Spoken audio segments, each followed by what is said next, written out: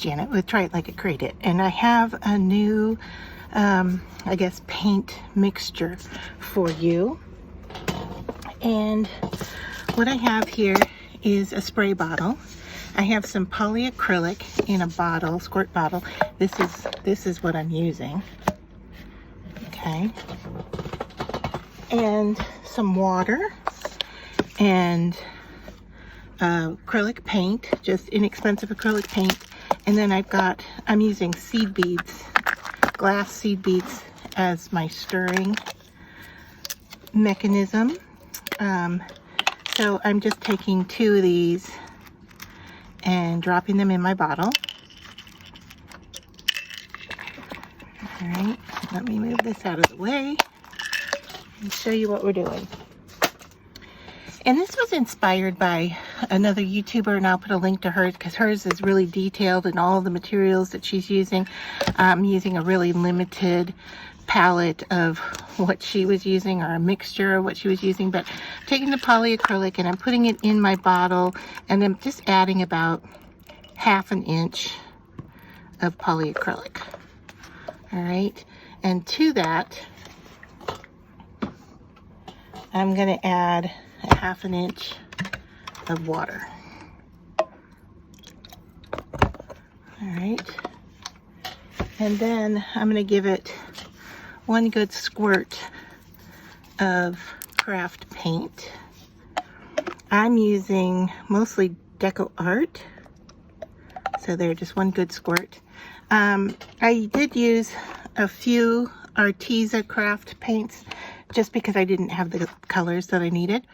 All right, and then I'm putting the spray on, and then you're just going to stir that up and let those little seed beads in there do their business of mixing this up. All right, and so what I'm getting as a result, and I've been playing, is something that looks like this. So it's similar to like what distressed oxides do, but it doesn't react to water in the same way. So let me show you, since I just made the red, I'm going to add that, and then you need a squirt bottle with water. You're going to need a heat tool, and then you're going to need a rag. Okay, so I'm going to just spray an area. Now you can saturate your whole thing. I've been just doing small areas like so. And then I reach down here and get my heat tool and start to heat it. But you just want to get it past the like movement area, I guess. And you'll see in the other tutorial how it really works. And once you do that, you spritz it with water. All right, and so the difference between this and distressed oxide is that you're manipulating it while it's still wet. So it's not fully dry here. I'm going to take my rag and pick up my color. All right, and there you can see that it just lets it go where it wants to. All right, it doesn't muddy or mix up with the other colors that are here, and you can just keep layering and layering and layering is what I'm finding here.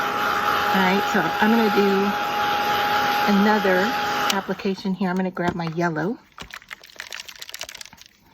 All right, and I'm going to squirt right here.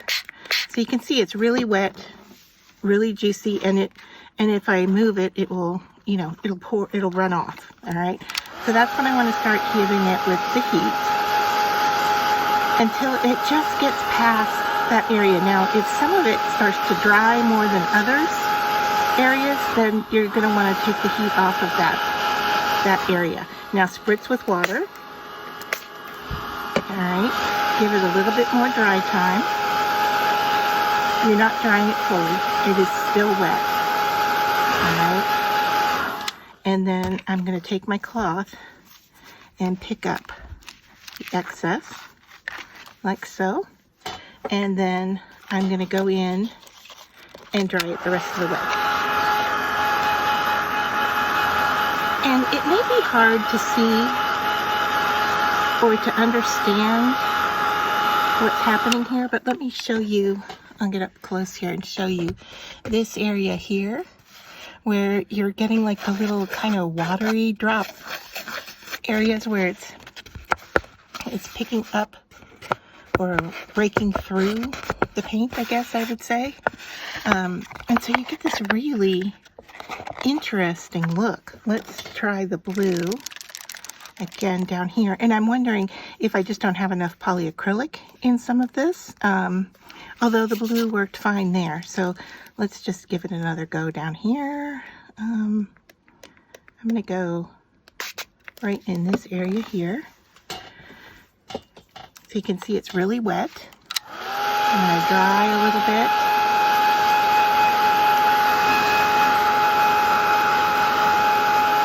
And then I'm going to hit it with water.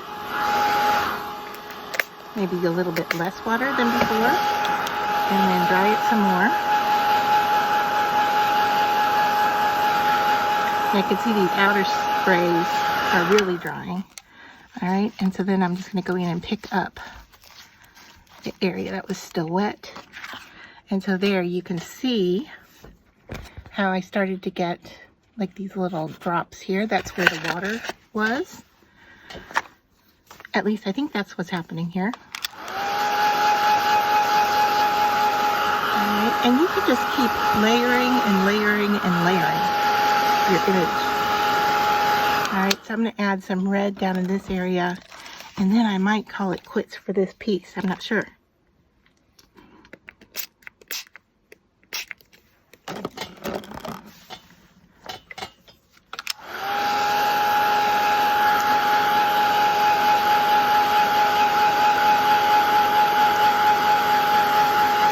You do kind of get a sense when the color shifts. And that's when you want to spray it with water. Give it some more heat.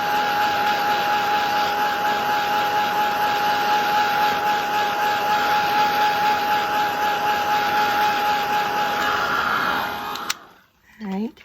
And then I'm going to bring my rag in and blot up some of that color. And let me go ahead and dry this.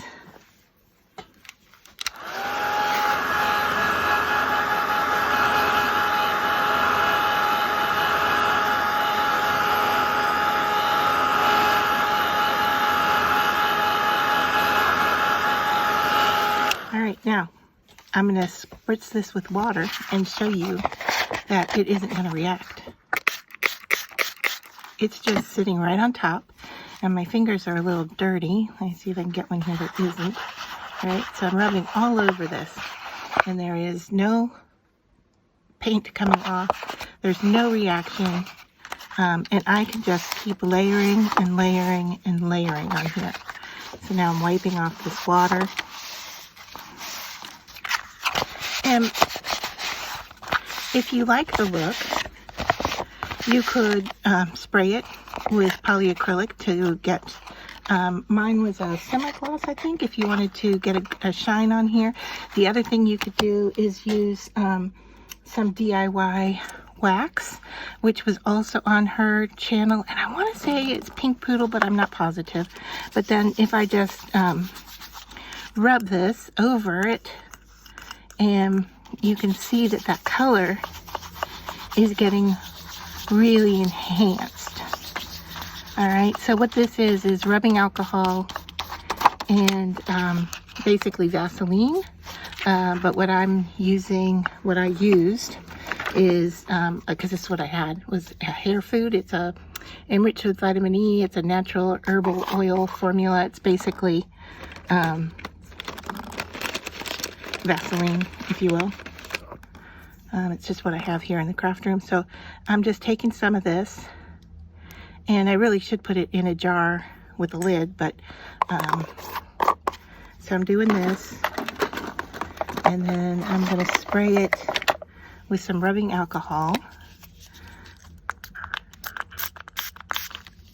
and then I'm mixing those two together. And it does take a bit to get those to mix, and it should start to turn white on you. However, Mine is not pure, you know, it's not actually Vaseline, it's the hair stuff. So it's going to stay a little yellow here for me. But yeah, I can just, once I've got it mixed in and broken down, I can just smear it on either with my finger or with my mini swab. Here you can see it's starting to incorporate. It does take a bit to work in the alcohol, but you want a good mix, and you can see that it starts to thin out and spread out. You can see it along the side of this container here, right? And once you've got it all mixed in really well, now you really want to give it, you really do want to take your time and work that alcohol in, and even see how it's starting to turn white there on the edge. That's kind of what we want. So I'm just gonna, for the sake of time, I'm gonna move this yellow stuff over here and just get into this white area and apply that over my colors. And then you can see how it brings that color out. And this is really like cardstock, and it almost feels like leather now because of the layers of paint color and the polyacrylic that's included in that. And of course it smells really good because of that hair gel. I know Vaseline doesn't smell, but that hair gel I use does. I got that at the dollar store. So yeah, you can do this. Just burnish in that wax a little bit. You could do this with dollar store paint. You know, it doesn't have to be expensive. Now, in the tutorial that I watched, she used all kinds of inks and printer inks and, you know, kept adding to it. All I did was craft paint, polyacrylic, and water. And look at that result. I mean, that is just beautiful. So yeah, I'm happy with this. I'm happy with the results. I love the kind of see-through-y look. And I made a bunch of colors here. I'll show you. These are all just craft paints. And you can see I sprayed my bottles. And so yeah, I mean, you may, like I protected my surface here, and the polyacrylic has dried on my mat. Now if I scrape at it, it will come off, of course, but you know, I was trying to protect my area, and I blocked the backing there with some cardstock. But look at that. I mean, it's just beautiful. Now I could use this for a card front. I could die cut it. I could cut it down. I could use it for paper clips, tags, whatever. You can see here the first time I applied the color, I saturated the whole front. I got the whole thing covered, and it was really wet. So the first layer was pinks and purples, and then I added the green was the second color I added. And then at that point I decided I needed to make more colors, and so I did make a few more. And then I wanted a few more, and I think I still want some more. I mean, I think metallics would be really interesting to see how that works. Maybe putting some mica in with these would be interesting to see what that looks like. But this is my shortened version, using, you know, products that I had on hand. And I will link to the other video because the education there and the information is really interesting. But look how fun. I can't wait to play some more. It's really addictive. So I hope you enjoyed this.